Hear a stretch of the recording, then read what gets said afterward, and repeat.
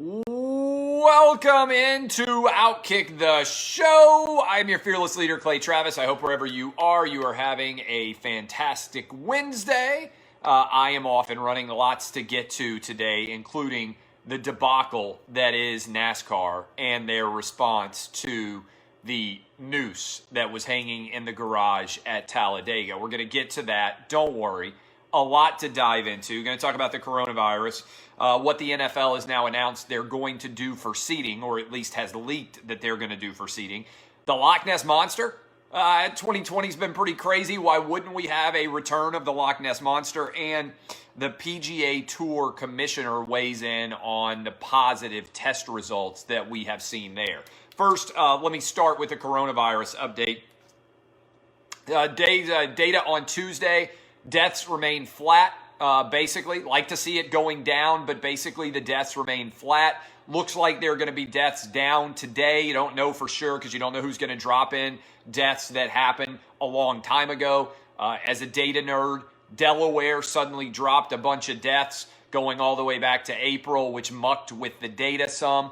But the overall trend lines remain positive. And I know, there's a panic out there in the streets over positive test cases. The data reflects, by and large, that people out there who are testing positive are young and healthy and going to be fine. You can't stop the virus from spreading. It's a virus. It's what it does. The question is, how do you balance and hopefully get it to the case where the people who are getting it are young and healthy? And if they are getting it and they are young and healthy, how do they then restrict themselves from being in contact with older people? And certainly, how do we keep it out of nursing homes where, if you really broke down the data, over half of all deaths have occurred? So what I have said is pretty straightforward. If you are young and if you are healthy and you are out chasing girls or chasing boys or doing whatever you want to do in your 20s or your 30s, don't visit your grandparents. If your parents are elderly, keep your distance away from them. The best way, I believe, and I've said this from the get-go, the best way to handle the coronavirus is not to shut everything down and pray for a vaccine to arrive. It's to hope that the people who get it are young and healthy so that we can start to develop herd immunity. And what we have to avoid doing is send what New York and New Jersey and Michigan and Pennsylvania and all the states, and Illinois and all the states with high death rates did. What we have to avoid doing is actually send people into nursing homes when they're already sick. This is not a complicated decision, right? If we had merely not sent sick people into nursing homes, the death rate from the coronavirus would be lower than the death rate of the seasonal flu. This isn't complicated. This is an easy solution. But again, if you want to be out in bars and restaurants and you want to be out chasing girls or boys or whatever the case may be, if you're a college kid, hang out around people only your own age. The data reflects that college kids are under greater risk of death from the flu and pneumonia than they are from the coronavirus. This is unmistakably true data nationwide. And that young people need to be back in school. They need to be back in elementary school. They need to be back in high school. They need to be back in colleges. And they're going to get sick. And most of them are going to be asymptomatic and they're going to be completely healthy. We need to keep young people away from old people. And so this is just utterly ridiculous that the fear porn continues to govern. As I said, on Sunday and Monday, we were down 90%. Down 90% in overall deaths. That's a huge story that should be the number one story in America. It's not, because it's not scary. Because it's positive news. Positive news doesn't transfer, doesn't translate, doesn't get shared.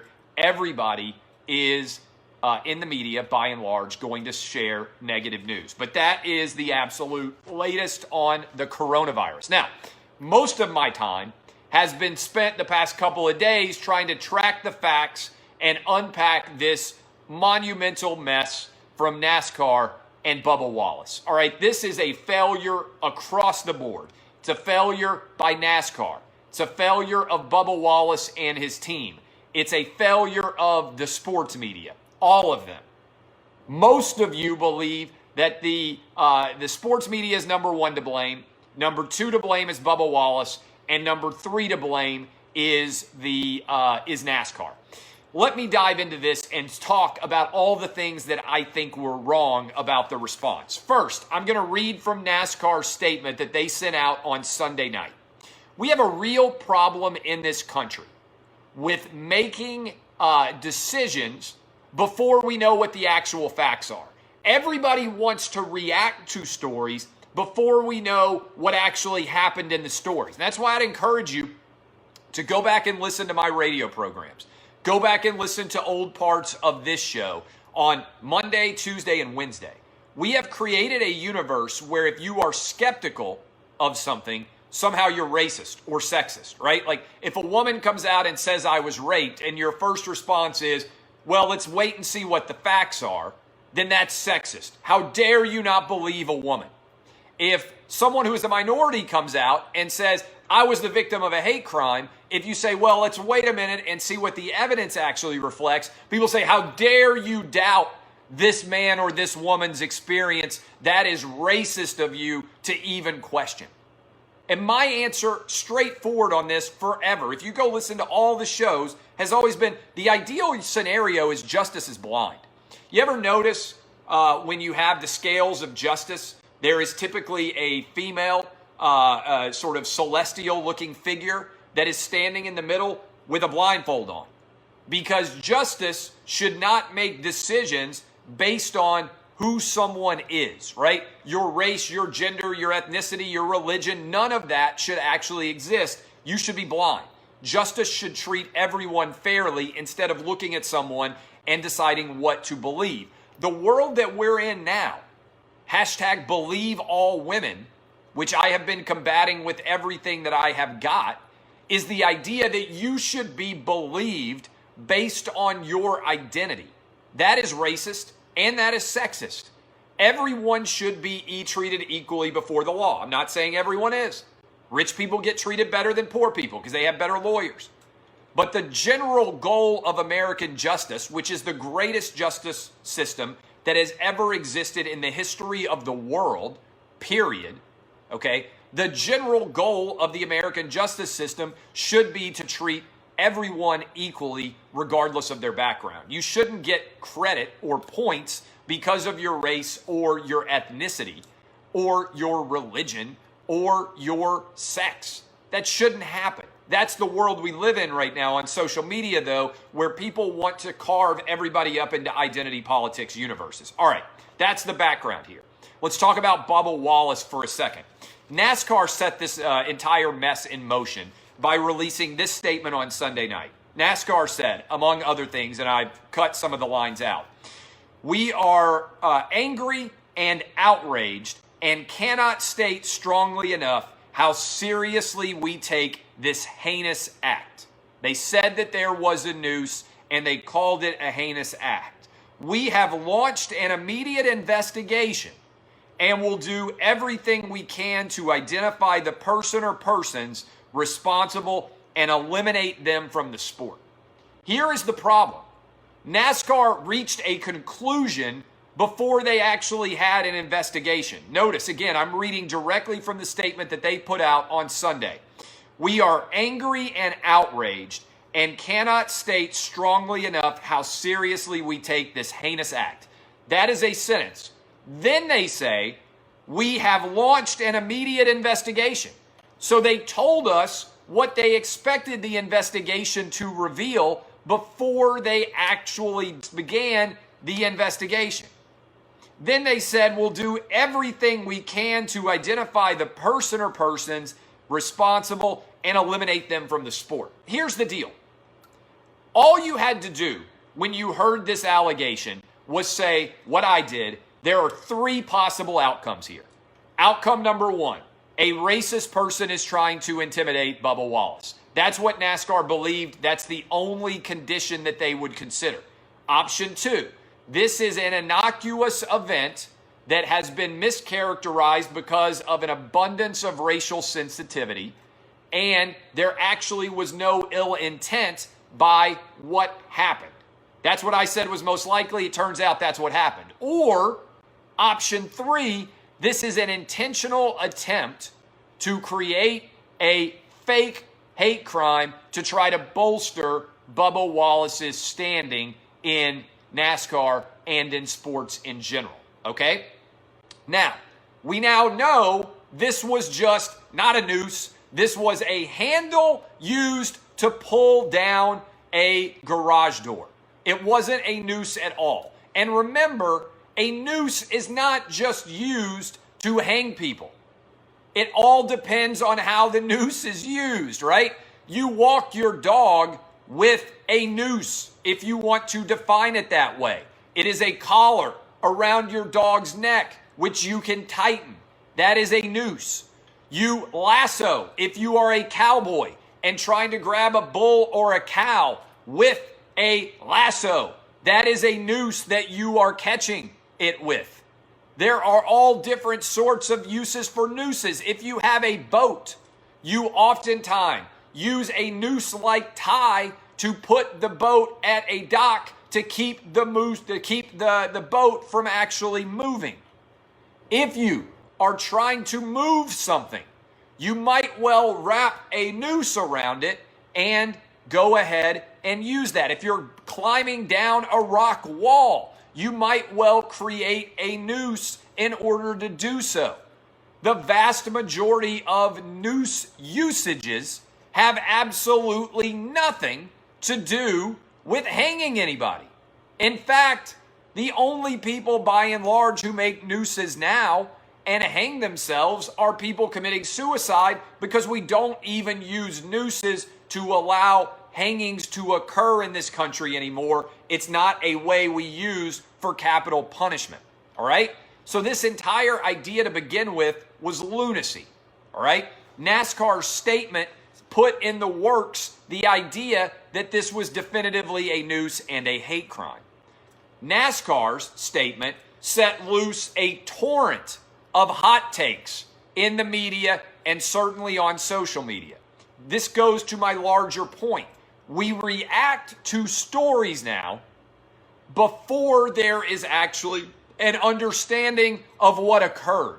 We put the proverbial cart before the horse. We don't wait and see what the data says or what the facts say. We immediately go ahead and decide to react to it. There is an entire cottage industry of people who desperately want America to be an awful place, and many of them work in sports media. Sports media members are far left-wing. They want awful things to happen in America because it confirms their worldview. They want to be the heroes. And if they don't want to be the heroes, they are desperately afraid of actually asking any questions. I want you to think about this. Michael Bennett lied about Las Vegas police profiling and threatening him. We have 120 different cameras that reflected that. Michael Bennett's allegation of racism against Las Vegas police received a ton of attention. Them proving that he had not done anything that they had not done anything wrong received a scintilla of that attention. LeBron James said there was a racial slur on his gate. The Los Angeles Police Department shows up to investigate. It's already been taped over. The camera outside of his gate is not mysteriously working. And there is zero evidence that a crime ever took place, meaning the LA Police Department shut down that investigation without ever believing that a crime had actually been taken and committed. Why? Now, Bubba Wallace, the noose. Why did the media, whose job should be to ask questions and be skeptical of allegations made by powerful people, why did the media whole cloth believe Michael Bennett? Why did they believe LeBron James? Why did they immediately believe everything about Bubba Wallace when what they were alleging was overt racism, which is rare, and also when they are the powerful people that are alleging things? Because the sports media doesn't exist to ask questions. They exist to ball wash famous people in the hopes that famous people will talk to them, because most people in sports media don't provide any actual substantive value, right? That's the big story here. It used to be that if you had a beat and you covered an athlete or you covered a team, you could go to a press conference and you could report the news there and you had exclusive access to it. Now the news goes out immediately on Twitter, and all the value comes if you can add context or intelligence to what the news is. There's no value in actually knowing the news, and there's limited value in actually waiting to see what the facts are. Now, people rip me all the time. The people who hate me, by and large, are a lot dumber than I am. And also, they're not as good at analyzing data as I am. You may not like me. You may hate me. You may think I am an arrogant jerk. You might even be right about that. But what I do consistently is wait for facts to come out and make my opinions predicated on factual data, not based on what I believe the world is like. So many people in sports media hate America. They really don't like sports, and they believe that this country is not a good place, and so they want to buy in to awfulness because it confirms their existing worldview. Other people in sports media are wusses. They are afraid to actually ask any questions in cases like these because they're afraid that they're going to get called racist. I saw this happen for the first time in Missouri with the protest in 2016. That was my red pill moment. The fake Mizzou protests, when there was no basis whatsoever for the protest to be going on, and everybody in the sports media reacted like the Missouri protesters were insane heroes. I said, wait a minute, what's the data here? There's nothing actually going on. This hunger strike is crap. This entire story is a mountain of lies. And I saw it with LeBron James in the gate. I saw it with Michael Bennett and Las Vegas, and I see it now with Bubba Wallace. What Bubba Wallace should have done. Some people say, well, he's Jussie Smollett. And by the way, the people out there who supposedly care so much about racism should be calling out these fake racism peddlers like crazy. Because there were a lot of people, as soon as this story came out, who said this is like Jussie Smollett. If you truly believe that racism is a major issue in the country, you should have been calling out people like Jussie Smollett like crazy, because it's the boy who cried wolf scenario. If a ton of different times people scream racism, and when you look, it's a lie or there is no racism there, then eventually reasonable people in this country stop turning their head and looking. And so when actual racism happens, when actual things that threaten the fabric of this country occur, people don't turn and look because they've been desensitized by all the fake claims. And that's why a lot of people immediately said, I don't believe this Bubba Wallace case. Because honestly, it would have been the best thing for Bubba Wallace's career imaginable for him to be the victim of a hate crime. It would have guaranteed that he's in NASCAR for the next 20 years. And so naturally, I believe we need to be skeptical of big accusations like these and wait for the facts to actually come out, as opposed to running and believing them the minute they're released. But NASCAR blew this in the way that they released it. Now, what NASCAR did a decent job of was having 15 FBI agents investigate this. But I want you to think about this for a minute. 15 FBI agents descended upon a Talladega racetrack to look at a rope that is used to pull open or close a garage door. This is absolute insanity. 15 different FBI agents to investigate a rope in Talladega.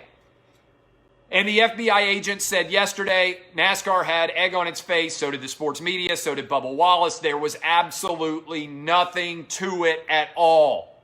It was all a sham.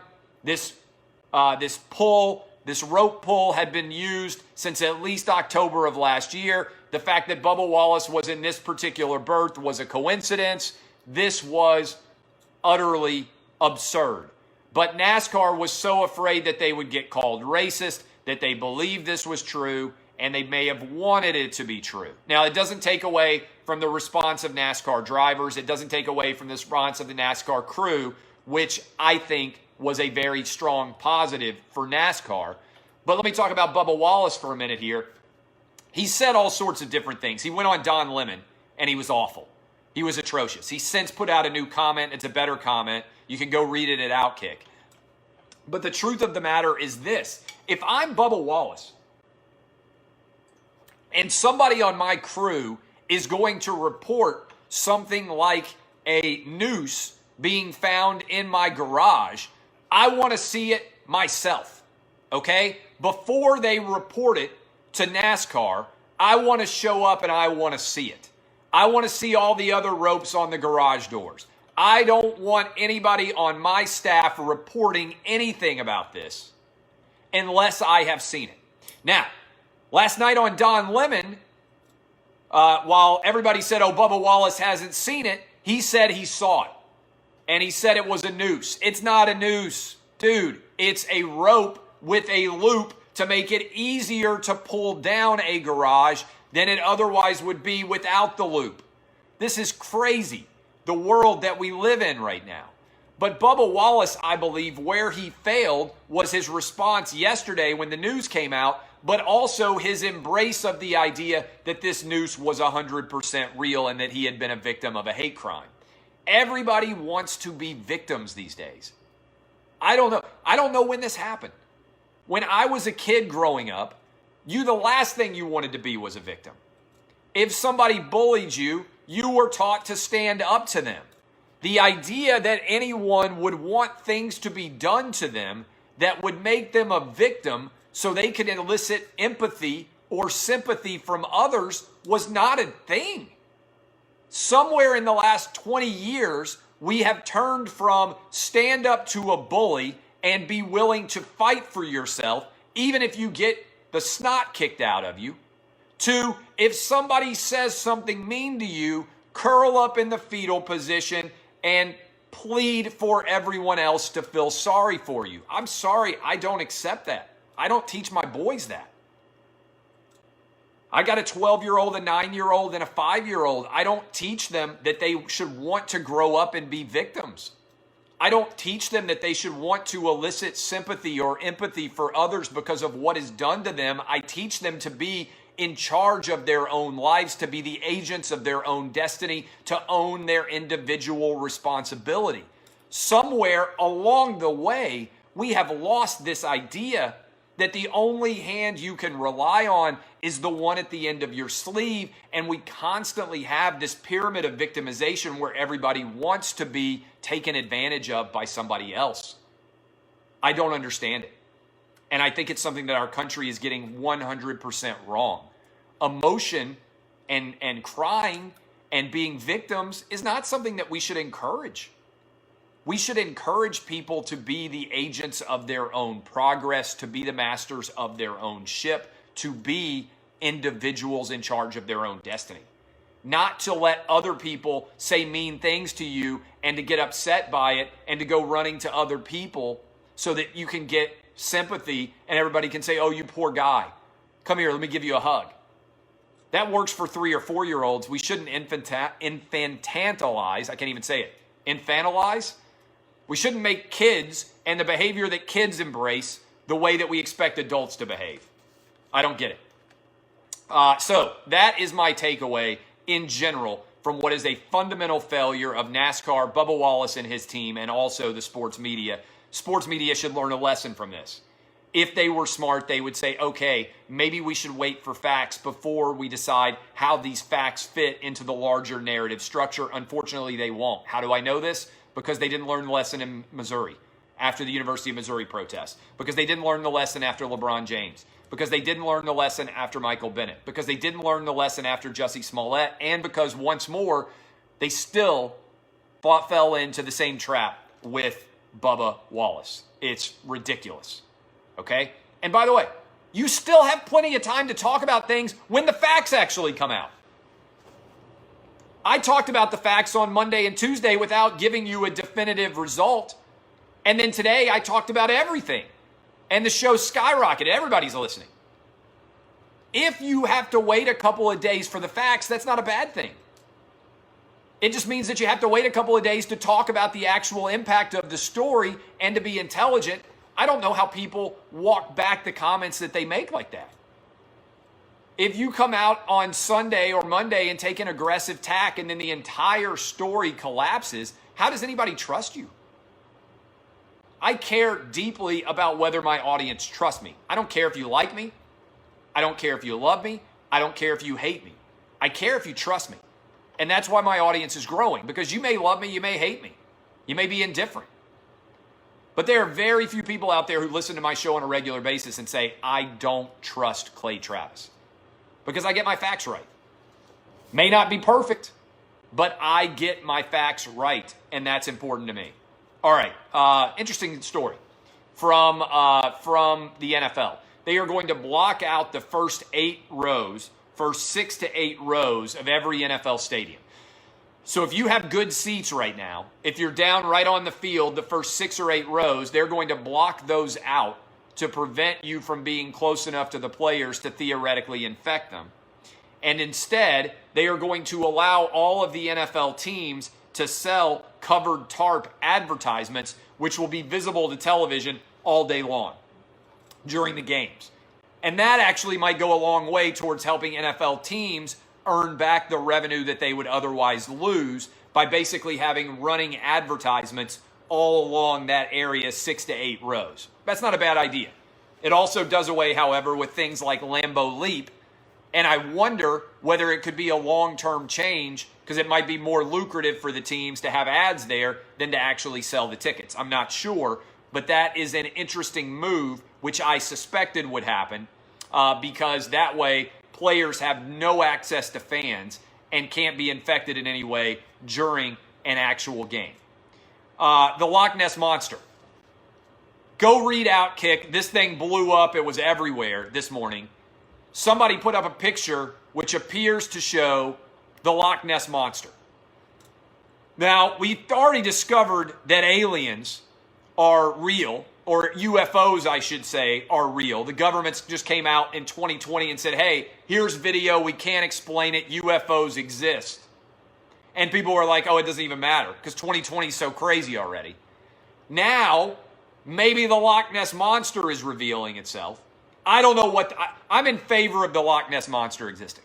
All right? This would be one of the all-time greatest discoveries in the history of mankind, in my estimation, if suddenly we found out that the Loch Ness Monster was real. I'm also in favor of Bigfoot. I'm in favor of any animal that hasn't yet been found, except for a snake that might kill me, in being real. All right? I want the abominable snowman to be real. I want the Loch Ness Monster to be real. I want find Bigfoot to be found. I know that Bigfoot's not going to be found, yet I will sit with my kids and watch that Finding Bigfoot show just because in the back of my mind I'm thinking maybe they really will find Bigfoot today. Now I know the reality is if they found Bigfoot, there's no way they would wait to just air it on a random television program, but imagine how surprising that would be. It's the same thing with ghosts. I am in favor of ghosts. But imagine if suddenly ghosts were discovered right on the ghost show and they didn't tell anybody. And you were just sitting there and you were like, holy crap, they found ghosts. Or holy crap, they found Bigfoot. It would immediately get on the internet before then. But I'm in favor of all of these things. I'm in favor of Bigfoot. I'm in favor of ghosts. I'm in favor of the Loch Ness Monster. I'm also in favor of the abominable snowman. All of them. Aliens. I'm in favor of aliens. I like everything that doesn't exist now. I wish we knew it existed. Except for new killer snakes. I'm anti-killer snakes. And also, I am anti the megalodon. The Meg, you heard about the big prehistoric shark? I don't want the megalodon to exist because my kids will never get in the ocean again if the Meg existed. So I'm anti new killer snakes and I'm anti the megalodon because my kids have watched all these YouTube clips about prehistoric gigantic sharks and there's no way they're ever getting in the ocean again if we find out about the megalodon. Don't want the Meg. So I'm anti the Meg.